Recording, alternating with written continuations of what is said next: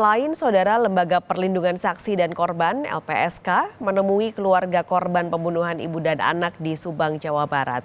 Kedatangan LPSK bertujuan untuk melakukan penilaian soal status justice kolaborator yang diajukan tersangka Muhammad Ramdhanu alias Danu.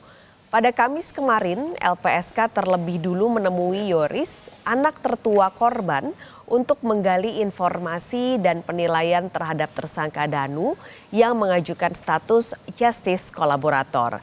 Kepada LPSK, hasilnya Yoris dan kuasa hukumnya menilai Danu tidak layak mendapatkan justice kolaborator karena selama 2 tahun menutup-nutupi informasi dalam kasus pembunuhan terhadap Tuti dan Amel. Namun pendapat berbeda dilontarkan 3 kakak korban, yakni Lilis, Yeti, dan Ida yang merupakan ibu angkat Danu. Mereka menilai Danu layak mendapatkan status justice kolaborator karena berani membongkar kasus ini setelah 2 tahun berlarut-larut. Dari LPSK, Bu. Dan emang kalau kita lihat ini kan 2 tahun ini apakah layak menjadikan sebuah justice kolaborator kan itu. Dengan dia menutupi kejahatan selama 2 tahun kan itu ya. Nah makanya ini kan jadi pertimbangan juga sebetulnya nanti dari kepolisian gitu ya. Begitupun nanti ya saya yakin mungkin LPSK mungkin lebih kepada hak mereka untuk melakukan apakah layak atau tidaknya nanti mungkin saudara D ini jadikan sebuah JS nantinya. Sangat mendukung. Kenapa, Bu, mendukung? Alasannya? Ya alasannya karena yang salah itu kan yang utamanya bukan Danu. Jadi Danu yang bisa membukakan rahasia ini, kalau nggak ada Danu kan belum tentu ini kebuka gitu. Jadi saya mah ya pokoknya mah Danu ke situ itu setuju lah gitu. Tapi kan ini udah 2 tahun nih, Bu, nggak kenapa dari awal gitu, ada pertimbangan nggak?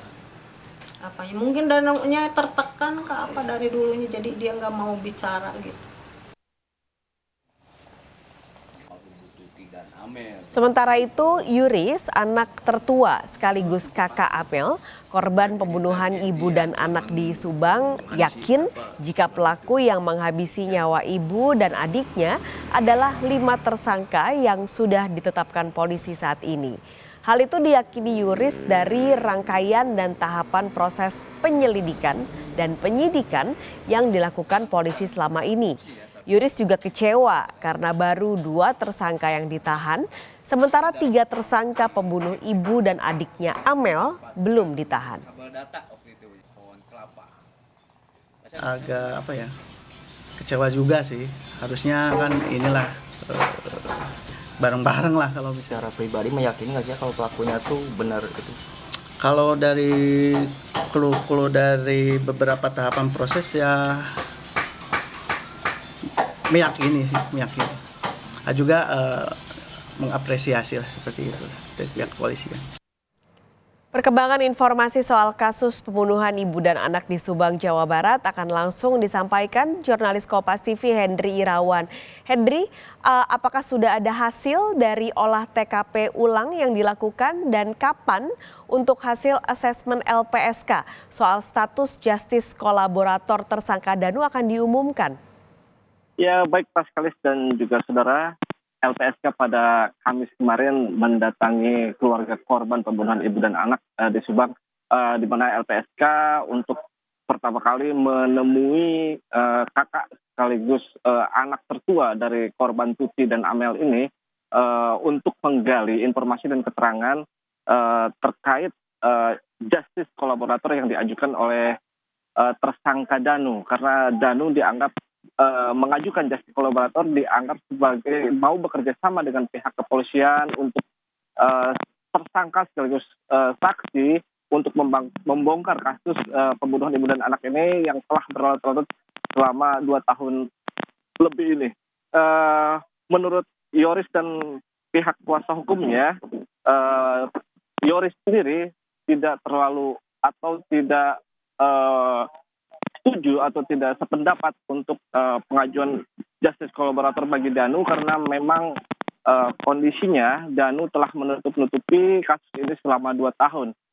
Setelah mendatangi Yoris, LPSK pun mendatangi keluarga lain yakni ketiga kakak korban yakni Lilis, Ida dan Yeti di kediamannya di Jalan Jagak untuk hal yang sama yaitu melakukan asesmen terhadap mereka terkait pengajuan justice kolaborator yang diajukan oleh Danu.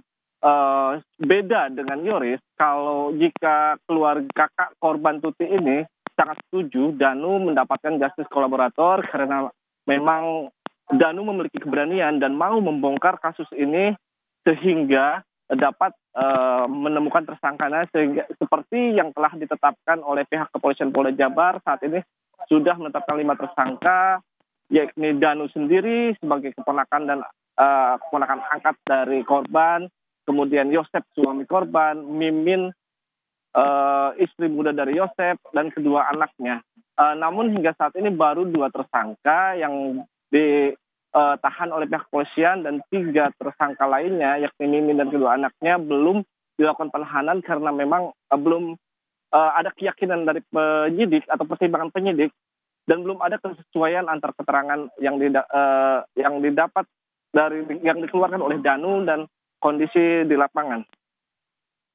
Selain itu untuk hasil dan kapan akan diumumkannya, kami sempat bertanya kepada pihak atau petugas LPSK yang datang pada Kamis kemarin, mereka belum bisa memberikan jawaban dan menyarankan untuk langsung menanyakan kepada Humas LPSK terkait pengumuman atau dikabulkan tidaknya pengajuan justice kolaborator terhadap Danu atau diumumkannya kapan mereka akan mengeluarkan statement itu dari pihak kehumasan LPSK.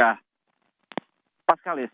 Baik, terima kasih Hendri Irawan melaporkan langsung dari Subang, Jawa Barat.